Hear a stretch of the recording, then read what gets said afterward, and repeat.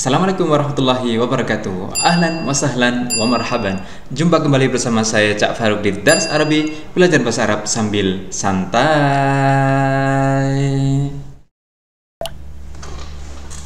Tapi syabab, beberapa waktu yang lalu Ane pernah bikin polling, tanya tentang apa ya sebaiknya yang kita akan sering ulas di channel ini, dan hasilnya adalah ya, banyak yang menginginkan kita untuk membahas nahwu. Ustadz, tolong diberi harokat yang lengkap, tolong diberi harokat di akhirnya biar kami bisa belajar nahwu lebih dalam. Nah, hari ini kita akan belajar itu. Dan di dalam ilmu nahwu atau ilmu tata bahasa Arab, materi yang mempelajari tentang bunyi akhir atau harokat akhir itu disebut dengan i'rab. Nah, apa itu i'rab? Nah, coba perhatikan baik-baik ya. Kata Muhammad. Coba fokus pada kata Muhammad di sini. Kata Muhammad pada nomor 1 itu dibaca Muhammadun. Dibaca dhammatain. Muhammadun Rasulullah. Pada kata yang kedua itu asyhadu anna Muhammadan Rasulullah. Di situ lafaz Muhammadan dibaca fathatain. Pada kalimat yang ketiga Allahumma sholli ala Muhammadin dibaca kasrah.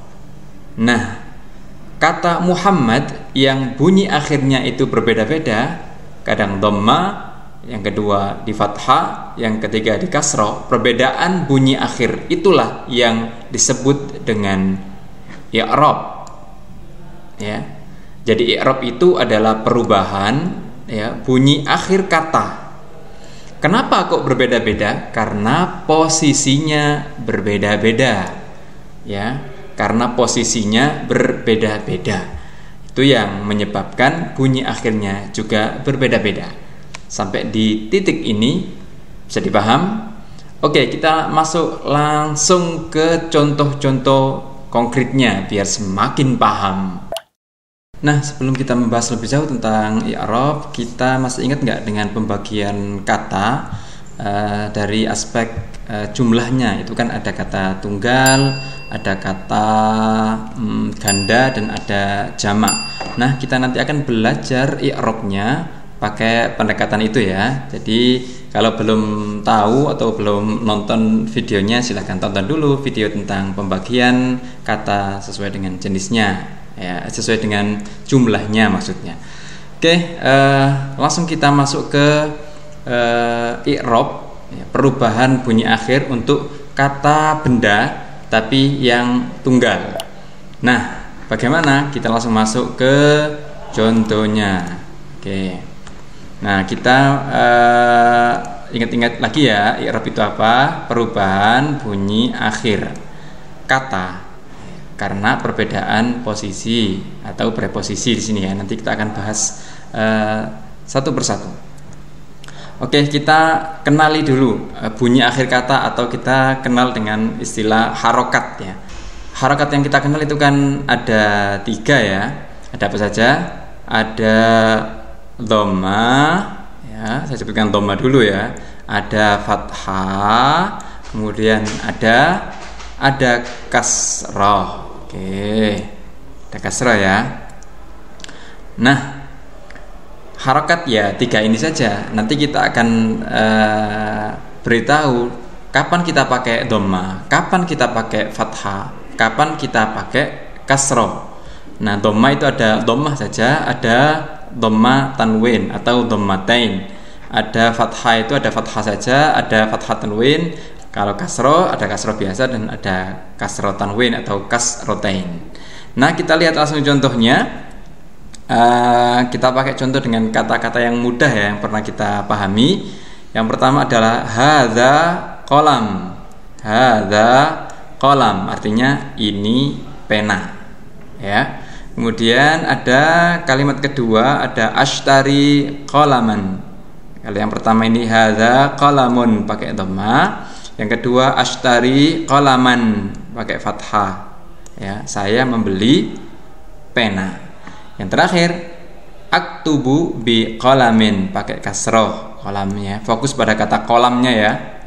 Nah, saya menulis dengan pena, fokus pada kata kolam. Kolam pada kalimat yang pertama itu di dhamma, huruf terakhirnya. Pada kalimat yang kedua, kolam di fathah. Pada kalimat yang ketiga, kata kolam di kasroh. Oke, sampai di sini. Ini adalah yang disebut dengan i'rab, perubahan bunyi akhir kata karena perbedaan posisi. Maksudnya posisi gimana? Ini kan semuanya di akhir ya, kolam di akhir, kolaman di akhir. Nah, kita akan lanjutkan slide-nya. Nah, taib syabab, yang dimaksud dengan posisi di sini masih ingat kan dulu ketika belajar bahasa Indonesia, posisi kata dalam sebuah kalimat itu kan ada SPOK ya, kalau lengkapnya minimal ya SP ya, subjek, predikat, objek, kemudian keterangan. Nah, keterangan itu kan ada keterangan waktu, keterangan tempat, keterangan sifat, keterangan lain-lainnya. Nah, di bahasa Arab juga sama begitu, cuma kali ini arahnya yang berubah ya. Kalau di bahasa Indonesia itu kan SPOK dari kiri ke kanan. Kalau bahasa Arab ya kita atur strukturnya dari kanan ke kiri. Jadi ada S, ada P, predikat, ada objek, ada keterangan. Nanti akan saya jelaskan untuk yang ini ya. Nah, S berarti subjek. Saat kata itu berposisi sebagai subjek, sebuah kata dalam kalimat itu kalau dia posisinya adalah subjek, dia akan diharokati dhamma. Dia akan diharokati dhamma. Nah, kalau dia subjek. Kita lihat contohnya. Ini ya. Al-qalam jadid. Pena itu baru. Nah, kata pena itu baru itu kan subjek predikat ya. Pena itu subjek, baru predikat. Nah, karena kata kolam itu menjadi subjek, maka diharokati dhamma. Oke. Ya, silakan diamati. Kemudian yang kedua, posisi yang kedua adalah saat kata itu berposisi predikat. Ya, predikat itu juga harokatnya dhamma. Kita lihat, hadza qalamun. Ini adalah pena. Ini itu subjek, adalah pena, predikat. Nah, kata tunggal yang berposisi sebagai predikat itu juga di dhamma. Jadi subjek predikat itu sama, dhamma. Ingat, subjek predikat dhamma dua-duanya. Ya. Kita lanjut. Kalau yang berposisi sebagai objek, nah, kata yang berposisi sebagai objek itu diharokati apa? Diharokati fathah. Fathah ya. Diharokati fathah. Kita lihat contohnya. Saya membeli pena. Ashtari, saya membeli. Nah, pena itu kan jadi objek ya. Saya membeli subjek predikat. Pena objek. Nah, kata yang berposisi sebagai objek itu harokatnya adalah fathah atau fathatain ya. Nanti di video yang lain kita akan ulas apa perbedaan fathah dan fathatain dalam penggunaannya. Kali ini kita pelajari dulu tentang kapan kita pakai fathah secara umum ya. Oke, sudah bisa dipahami. Kata yang posisinya adalah objek, dia diharokati apa? Iya, fathah. Ashtari qalaman. Nah, kalau subjek predikat qalamu atau qalamun. Kita lanjut. Posisi berikutnya, kalau kata itu berposisi sebagai keterangan. Kata keterangan biasanya umumnya keterangan itu kan keterangan waktu sama keterangan tempat ya. Kali ini contohnya keterangan waktu dulu. Contohnya adhabu as-sa'ata ar-rabi'ata. Saya pergi, adhabu, saya pergi pada pukul 4. Saya pergi itu subjek predikat ya. Kemudian pada pukul 4. Nah, ini berarti kata keterangan. Karena dia posisinya kata keterangan, maka dia juga berharokat apa? Fathah. Oke, berharokat fathah. Ingat. Jadi kita sudah paham kapan diharokati dhammah, yaitu subjek predikat. Kapan harokat fathah, yaitu objek dan keterangan. Nah, terus kasroh kapan? Nah, kasroh itu dipakai atau ditempatkan pada kata yang diawali oleh preposisi atau istilah gampangnya kata depan lah ya, kata depan. Contohnya, kita langsung ke contoh saja. Ya, contohnya di sini, saya menulis dengan pena. Saya menulis dengan pena. Saya menulis itu subjek predikat dengan pena. Bi qalamin. Nah, kata kolam diawali dengan bi, dengan ya, dengan pena. Nah, kata dengan itu yang saya maksud di sini sebagai ya kita masukkan ke kategori preposisi lah ya. Atau kalau dalam bahasa Arab kita mengenal dengan istilah huruf jar. Kata yang diawali dengan huruf jar atau preposisi itu dia diharokati kasroh. Contohnya ini. Saya menulis dengan pena, kata kolam diharokati kasroh jadi qalamin. Oke. Preposisi yang lain atau huruf jar yang lain ada min. Misalnya saya dari sekolah. Ana min al-madrasati. Ana min al-madrasati. Saya dari sekolah. Tahu saya kalau fi itu di, saya di rumah. Ana fil baiti. Ya, fil baiti harokatnya adalah kasroh karena dia ada preposisi fi. Kemudian ila artinya ke. Saya ke pasar. Pasar itu suq. Saya ke pasar. Ana ila suqi. Ila suqi. Jadi kata yang sebelumnya diawali oleh preposisi ya, itu dia diharokati kasroh. Nah, sampai di sini paham kan? Jadi ini yang dimaksud dengan i'rab, perubahan bunyi akhir kata karena perbedaan posisi atau preposisi. Oke. Sampai di sini kita lanjutkan ya ke contoh yang lebih detail lagi.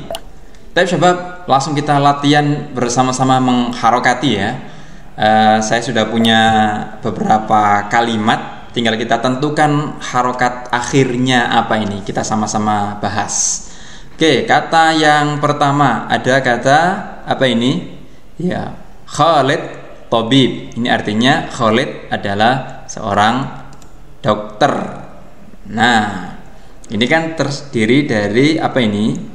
Ya, subjek dan predikat. Khalid jadi subjek, Tabib dokter jadi predikat. Masih ingat kalau subjek itu harokatnya apa?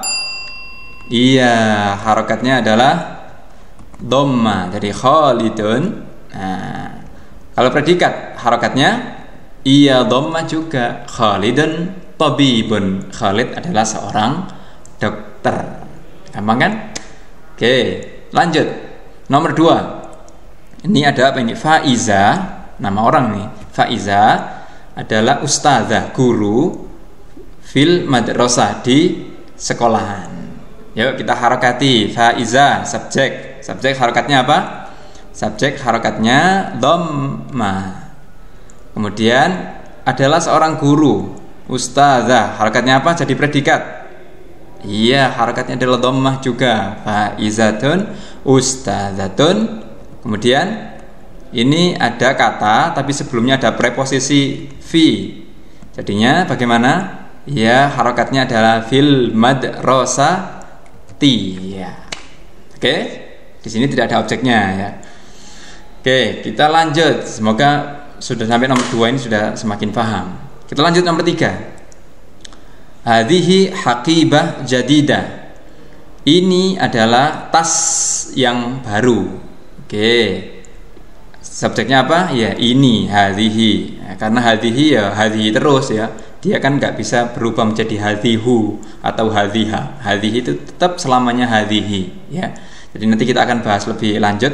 Ada beberapa kata dalam bahasa Arab itu yang harokatnya tidak bisa berubah. Dia tidak disebut, tidak masuk dalam kategori i'rab. ya. Nanti kita akan kita akan jelaskan di video yang lain. Kita lanjut, predikatnya mana? Predikatnya adalah haqibah. Haqibah karena dia jadi predikat. Nah, predikat harokatnya apa? Iya, haqibatun. Oke, kemudian yang baru. Yang baru ini kan sifat ya. Sifatnya tas. Ini adalah tas yang baru. Nah, karena sifat itu ikut pada sesuatu yang diberi sifat. Nah, kalau sesuatu yang diberi sifat itu harokatnya dhammah, maka dia harokatnya dhammah juga. Kalau sesuatu yang disifat itu harokatnya fathah, sifatnya ikut fathah. Kalau diharokati kasroh, sifatnya ikut kasroh. Begitu ya. Kita lanjut ke nomor 4. Gampang kok. Nomor 4 ada apa itu?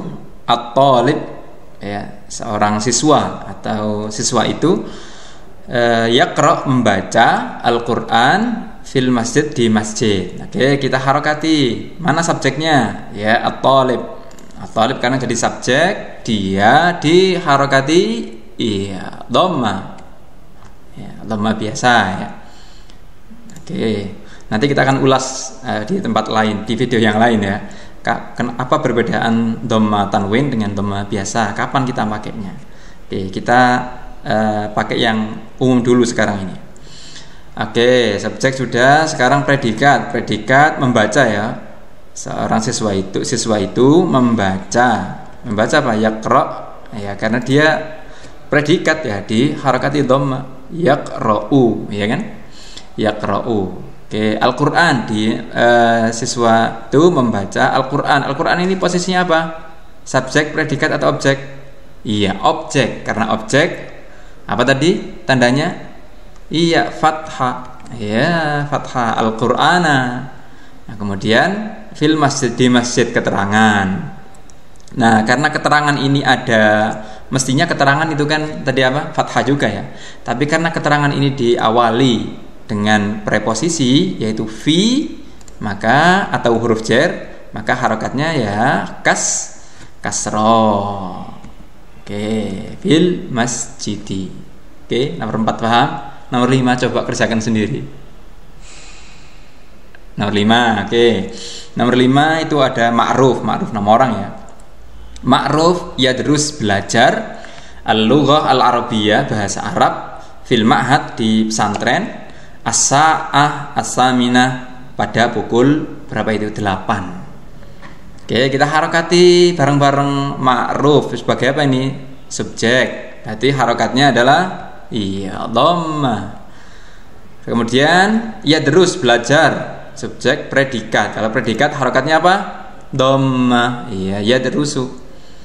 Belajar apa? Bahasa Arab. Bahasa Arab jadi apa ini? Jadi objeknya. Karena objek berarti iya fathah. Bahasa Arab ini jadi satu ya.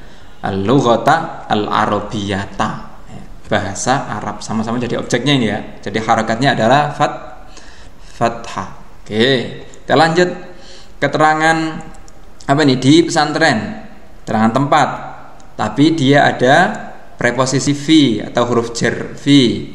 Kalau ada fi-nya, maka dia di apa?